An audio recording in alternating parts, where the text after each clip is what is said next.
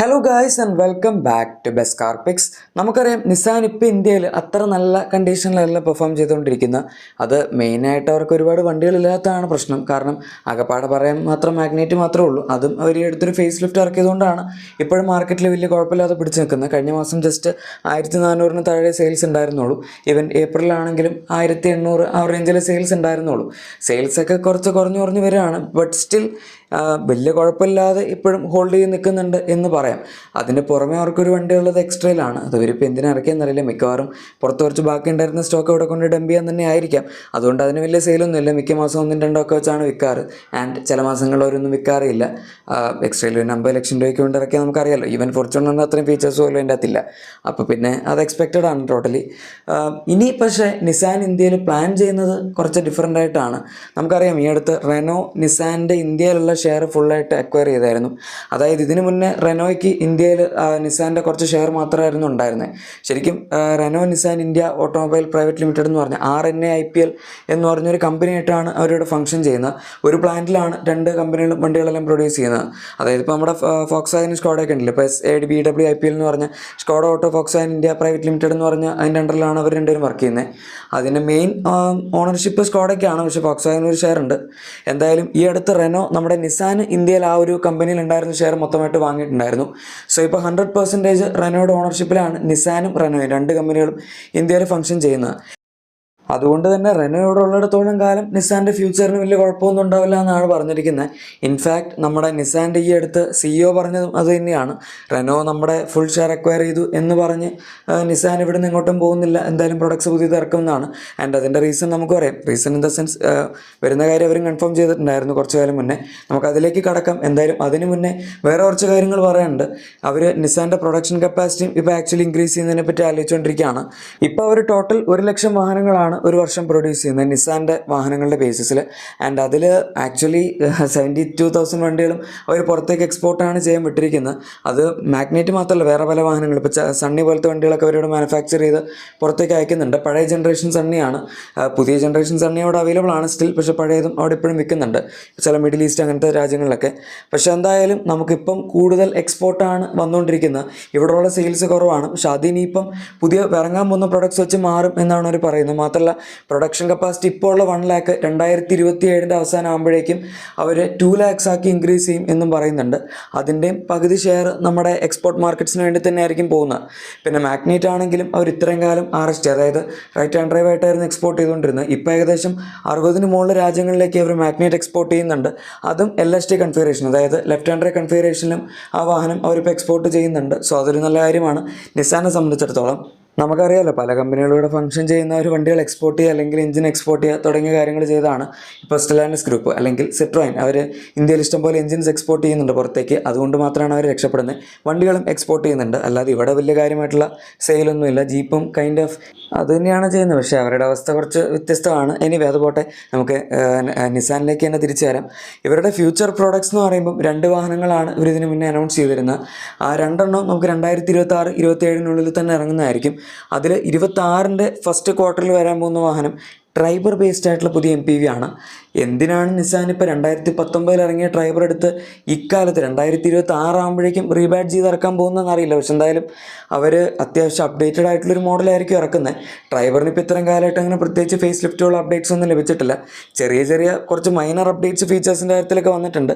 അതല്ലാതെ മേജർ ആയിട്ടുള്ള ഫേസ് ലിഫ്റ്റുകളൊന്നും ഇല്ല. പക്ഷെ എന്തായാലും നിസാൻ്റെ വണ്ടി ഇറങ്ങുന്ന സമയത്ത് അങ്ങനെ ആയിരിക്കില്ല കാര്യങ്ങളുടെ കിടപ്പ്. കുറച്ചും കൂടെ മോഡേൺ ആയിട്ട് ഇത്തിരി കൂടെ സ്പോർട്ടി ലുക്കിലും കുറച്ചുകൂടെ ഫീച്ചേഴ്സൊക്കെ അഡീഷണൽ ആയിട്ട് ഇതൊക്കെയാണ് അവർ ഇറക്കാൻ പോകുന്നത്.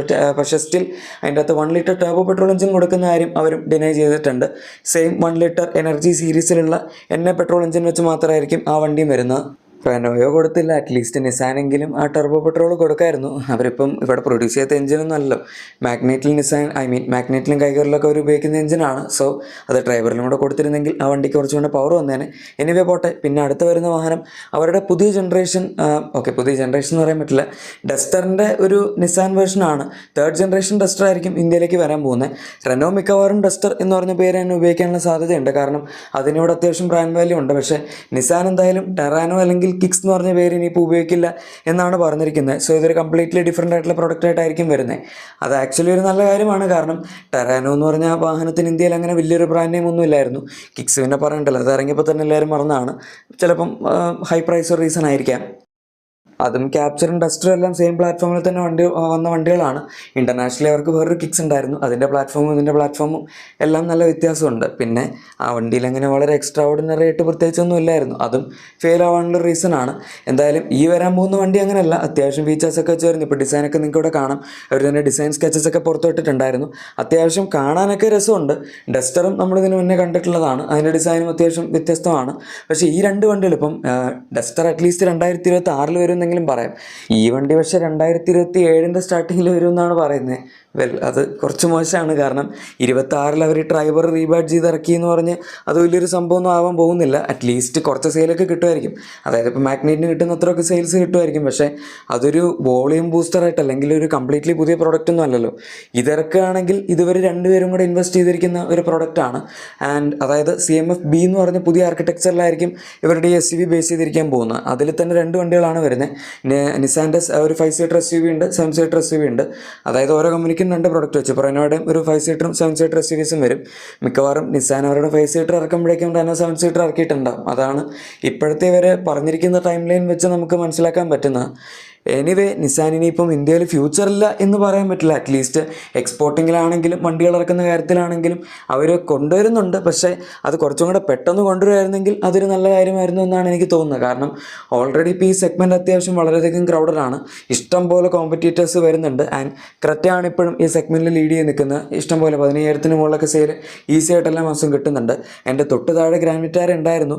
10,000, 12,000, 14,000 വരെയൊക്കെ പോയിട്ടുണ്ട്. പക്ഷേ ഇപ്പോൾ ഈ അടുത്തായിട്ട് അതിൻ്റെ സെയിലും ചെറുതായിട്ട് താഴത്തേക്ക് വരുന്നതായിട്ട് നമുക്ക് കാണാം.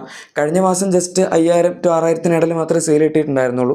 അതിനകത്ത് മുന്നത്തെ മാസം 8,000, അതിന് മുന്നത്തെ മാസം 10,000 ആ റേഞ്ചിലൊക്കെ ആയിട്ടാണ് അതിൻ്റെ സെയിൽ പൊയ്ക്കൊണ്ടിരുന്നത്. അതായത് ക്രെറ്റയെ പിടിക്കാൻ മറ്റ് വാഹനങ്ങൾക്ക് ഇപ്പോൾ കുറച്ച് ബുദ്ധിമുട്ട് വന്നുകൊണ്ടിരിക്കുകയാണ്. സോ 2026 ഇവർ കുറച്ച് ഇൻഫീരിയർ ആയിട്ടുള്ള അറ്റ്ലീസ്റ്റ് ഫീച്ചേഴ്സ് വൈസോ അല്ലെങ്കിൽ technology wise even engine wise ആണെങ്കിൽ പോലും ഹൈബ്രിഡ് ഒന്നും ഓഫർ ചെയ്യാതെ വെറുതെ ഒരു വണ്ടി കൊണ്ട് ഇറക്കി കഴിഞ്ഞാൽ ആരും വാങ്ങാൻ പോകുന്നില്ല. അറ്റ്ലീസ്റ്റ് ഹൈബ്രിഡ് അതുപോലെ നല്ലൊരു ടർബോ പെട്രോൾ എഞ്ചിൻ ഇങ്ങനത്തെ കാര്യങ്ങളൊക്കെ കൊടുത്താൽ മാത്രമേ എന്തെങ്കിലും ഉപയോഗം ഉണ്ടാവുള്ളൂ. അതിപ്പോൾ നിസാന് മാത്രമല്ല, റെനോ ആണെങ്കിലും അതൊക്കെ തന്നെ ഉള്ളൂ. അവരിനിപ്പോൾ റെനോ കുറച്ച് നേരത്തെ 2026 ഡസ്റ്റർ ഇറക്കി എന്ന് പറഞ്ഞതുകൊണ്ട് കാര്യമില്ല. അറ്റ്ലീസ്റ്റ് നല്ല പ്രൊഡക്റ്റ് ഇറക്കിയാൽ മാത്രമേ ആൾക്കാർ വാങ്ങുള്ളൂ. ഏതായാലും ഒരു കാര്യം ഉറപ്പാണ്, ഞാൻ മിക്കവാറൊക്കെ ഈ റെനോയുടെ നിസാൻ്റെ വീഡിയോ ചെയ്യുന്ന സമയത്ത് ആൾക്കാർ ഡീസൽ എഞ്ചിനെ പറ്റി ചോദിക്കാറുണ്ട്. ഡീസൽ എഞ്ചിൻ ഈ പുതിയ SUVകളുമായിട്ട് തിരിച്ചു വരുന്നില്ല, അത് അവർ നിർത്തി. സോ അതിന് എന്തായാലും എക്സ്പെക്ട് ചെയ്യേണ്ട, പെട്രോൾ മാത്രമേ ഉണ്ടാവുള്ളൂ. പെട്രോളും ഹൈബ്രിഡും പിന്നെ ETO കംപ്ലൈൻറ്റ് അതൊക്കെ എന്തായാലും ഉണ്ടാവുമായിരിക്കും. എനിവേ ഗൈസ്, ഇതിനെപ്പറ്റിയുള്ള നിങ്ങളുടെ അഭിപ്രായം താഴെ കമൻസിൽ പറയും നിസാനെ പറ്റി. അതുപോലെ നിങ്ങളുടെ എക്സിസ്റ്റിംഗ് വാഹനത്തിന് എന്തെങ്കിലും ചെറിയ ആക്സസറീസോ ക്ലീനിങ് പ്രോഡക്ട്സോ ഒക്കെ വേണമെങ്കിൽ നമ്മുടെ ഡിസ്ക്രിപ്ഷൻ അല്ലെങ്കിൽ പ്രോഡക്റ്റ് ടാഗ് തീർച്ചയായും ചെക്കൗട്ട് ചെയ്യുക. വീഡിയോ ഇഷ്ടപ്പെട്ടെങ്കിൽ ലൈക്കും സബ്സ്ക്രൈബും ഷെയറും കൂടെ ചെയ്തേക്കാം, നമ്മളെ സപ്പോർട്ട് ചെയ്യുക. Thank you for watching my video and goodbye.